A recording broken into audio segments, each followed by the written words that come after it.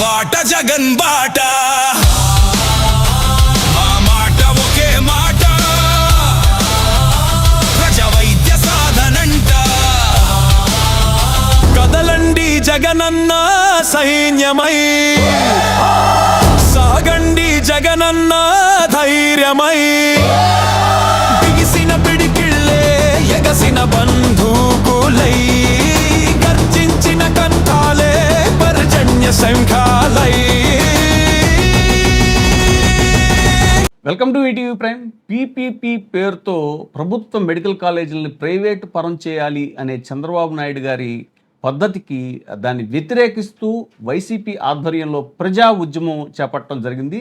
అయితే అది అంచనాలకు తగ్గట్టుగా సక్సెస్ అయిందా లేదా అనేటువంటి విషయాల్ని, అలాగే ఈ ఉద్యమానికి మీ పాటలు చాలా ఊపునిచ్చాయి విజయబాబు గారు. సో ఇప్పుడు ఆ ఉద్యమం గురించి మీ మాటల్లో తెలుసుకోవాలి. వాస్తవానికి చాలా అంటే వారు ఖచ్చితంగా వైసీపీ అంచనాలు వేసే ఉంటారు. దాన్ని చాలా కన్స్ట్రక్టివ్గా మరి ఆర్గనైజ్ చేశారు. నిజానికి ప్రతి నియోజకవర్గంలో కూడా మార్నింగ్ నేను న్యూస్ చూస్తే నెల్లూరులో రిపోర్టరే చెప్తున్నాడు, కిలోమీటర్న్నర దూరం వరకు కూడా ఇది సాగుతుందని. అంటే చాలా చోట్ల కూడా ఏంటంటే ఒక కథనోత్సాహంతో జరిగింది ఇది అని చెప్పాలి.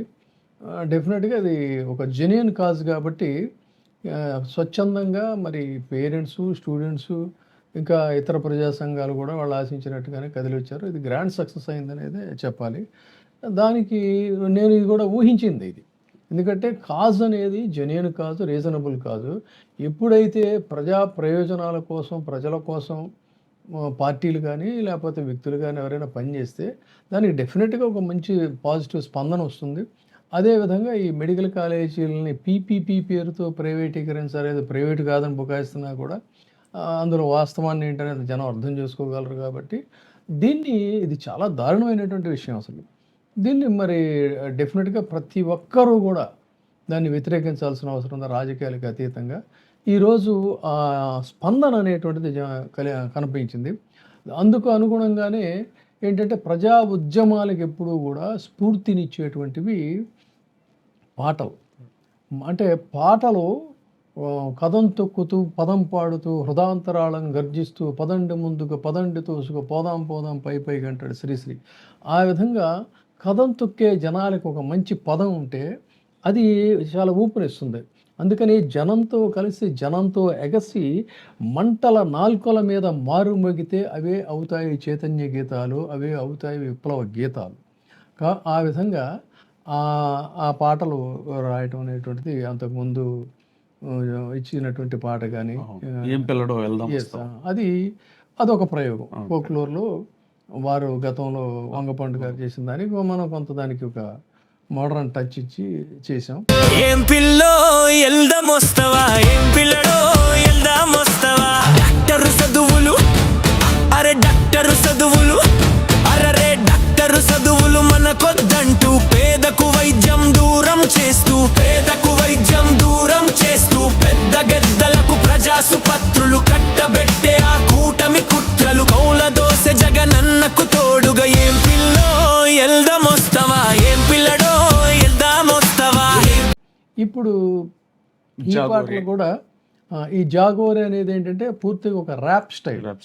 దాన్ని మామూలుగా మనకు విప్లవ గీతాలు అనేసరికి ఏంటంటే మన వాళ్ళు ఎక్కువగా కూడా నారాయణమూర్తి గారు, గద్దర్ గారు కానీ లేకపోతే ఈ పాటలన్నీ కూడా ఏంటంటే పల్లె అసలును ఫోక్లోర్లో ఉంటాయి ఎక్కువ. అయితే ఇప్పుడు ట్రెండ్ మారింది కాబట్టి యూత్ కూడా దానికి అనుగుణంగా నేనేం చేశానంటే ఒకటేమో జాగోరే అనేది పూర్తిగా ర్యాప్ స్టైల్లో తీసుకున్నాం. అదేవిధంగా మా పోరు ప్రజా పోరు, మా బాట జగన్ బాట అనేది ఏమిటంటే అది పూర్తిగా ఒక రెవల్యూషనరీ యాంథమ్. దాన్ని రెవల్యూషనరీ యాంథమ్ కింద ఒక ఫాస్ట్ బీట్లో అది తీసుకోవడం జరిగింది. జాగోరే అయితే మీరు వినిపించినప్పుడు రెహమాన్ కంపోజ్ చేసిన సాగు లాగా అనిపించింది. అదొక ప్రయోగం, అది పూర్తిగా అదొక ప్రయోగం. అలా ఒక్కొక్క పాట దాని కాలానికి అనుగుణంగా మనం చేసాం. సార్, అయితే ఇప్పుడు గతంలో జగన్మోహన్ రెడ్డి గారు అధికారంలోకి వచ్చినప్పుడు, టీడీపీ ఓడిపోయినప్పుడు ఆ పార్టీ ఇలా ప్రజల్లోకి రావడానికి చాలా కాలం పట్టింది సార్. ఆల్మోస్ట్ 3.5-4 years పట్టింది. అయితే 150 సీట్లతో ఘన విజయం సాధించిన జగన్మోహన్ రెడ్డి గారు ఇప్పుడు 11 సీట్లకి పడిపోవడం, అందులో దేశంలో ఎక్కడా లేని విధంగా ఎడాపెడా కేసులు పెట్టడం ప్రతిపక్షం మీద, ఇలా ఇన్ని అణిచివేతల మధ్య అప్పుడే పోరాట దిశగా ఆ పార్టీ ప్రయాణించడాన్ని ఎలా చూడాలంటారు? ఇప్పుడు మనలాంటి వాళ్ళం ఏంటంటే హిట్లర్ పరిపాలన గురించి చదువుకున్నాం, విన్నాం కేవలం. కానీ వాస్తవానికి కళ్ళకు కట్టినట్టుగా జరుగుతున్నది ఏంటంటే, ఆ రోజున గోబెల్స్ ప్రచారం ప్రతి రాజకీయ నాయకుడు ఉటంకిస్తూ ఉంటాడు. అసలు ఏంటి వాట్ ఈస్ గోబెల్స్ ప్రచారం అనేది మనకు ఊరికే వినడమే. కానీ సాక్షాత్తు దాన్ని ఆంధ్రప్రదేశ్లో చంద్రబాబు నాయుడు గారు చేసినటువంటి వారి అనుకూల మీడియా చేసిన గోబెల్స్ ప్రచారాన్ని అనుభవించినటువంటి వ్యక్తి ఎవరు అంటే జగన్మోహన్ రెడ్డి అని చెప్పాలి. పూర్తిగా భయంకరమైనటువంటి గోబెల్స్ ప్రచారం ద్వారానే దెబ్బతిన్నటువంటి వ్యవహారంగా చూడాలి. అది అక్కడ మెయిన్ ఇష్యూ జరిగింది. అది అదే ఎద్దేవా కూడా చేశారు సార్. ఇది ఒక పులివెందుల ఎమ్మెల్యే అని హోంమంత్రి దగ్గర నుంచి చాలా మంది ఎద్దేవా చేయటం మనం చూసాం.